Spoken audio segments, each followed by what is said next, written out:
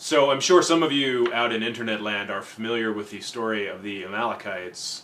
Are you in any way familiar with the story of the Amalekites in the Bible? Let's say no. Okay, that's probably a safe bet. So King Saul, who is the king of Israel at this particular point in the Old Testament, is ordered by God to slay the Amalekites. All the men, all the women, all the children, all the animals, everything.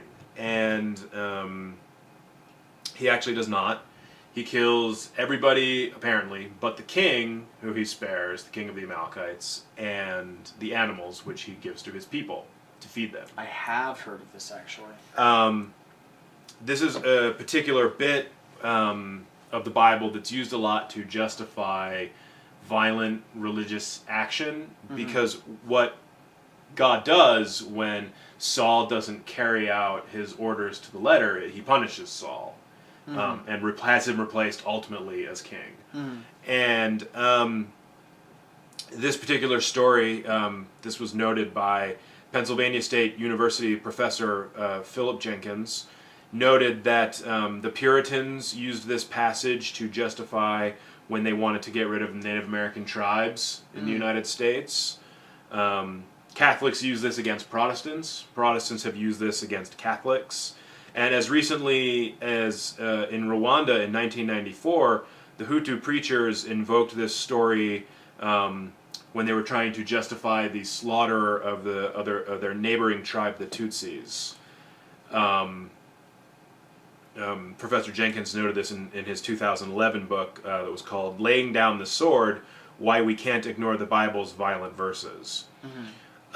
So the reason that I'm bringing this particular story up is because this year, this fall actually, when school picks up again in the public school system in the United States, a after-school program, which a Bible study course that is being sponsored from the Good News Club, which is based out of the Child Evangelism Fellowship, is actually going to be using this story in particular as part of their curriculum to teach children about obedience. The CEF, the Child Evangelism Fellowship, they run after-school programs which are taught in public schools, and this is legal apparently, because they won a court case, so schools have to provide this space. Their curriculum makes it very clear that if God gives instructions to kill a group of people, you must kill every last one. And the curriculum that the Good News Club is also putting forth, they want the children to know specifically that the Amalekites were targeted for destruction due to their religion. Their curriculum, their paperwork, their handouts, and their workbooks, and what these after-school teachers teach the children, actually specifically states that the Amalekites learned about the true God and refused to believe in Him. Wow. God promised punishment, and when they didn't change their tune, they got wiped out. And it very specifically champions the idea that children and Christians, and really people in general, must show obedience to God in all things to the letter. So this group is obviously a very fundamentalist evangelical group. It's obedience, no questions asked, no exceptions allowed. Saul apparently in this case did not pass God's test of obedience, and so he was ultimately removed as king because he had some kind of mercy and some kind of charity to not waste the animals, but to feed his people with them, and so on. And I think it's interesting to note, I originally got this story from The Guardian, which is a news source out of the UK. And I think at the end of the article, bringing this up, they want to ask, at what point do we consider a religious group a hate group?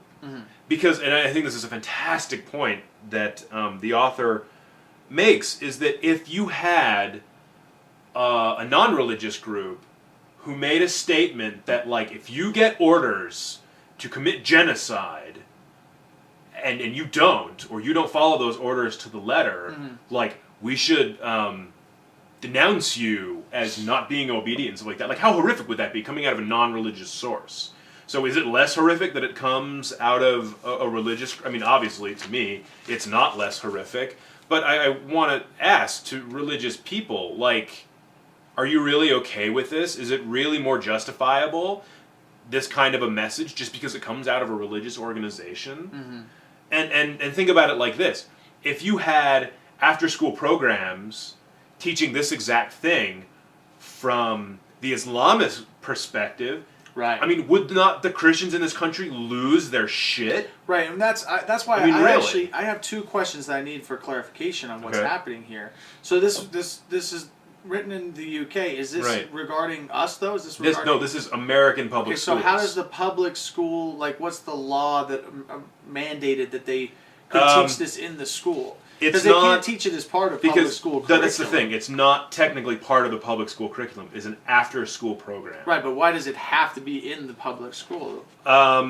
This Good News Club won a court case not that long ago. Basically, that made it that the public school system has to allow.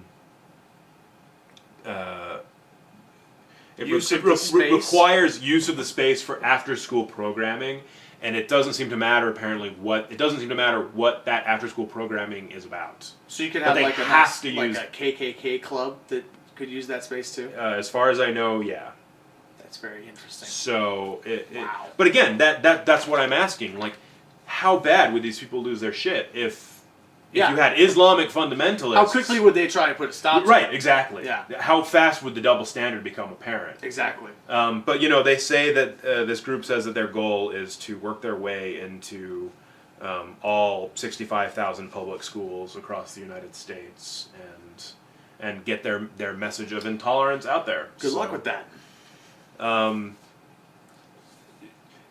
Religion, this is why we can't be friends.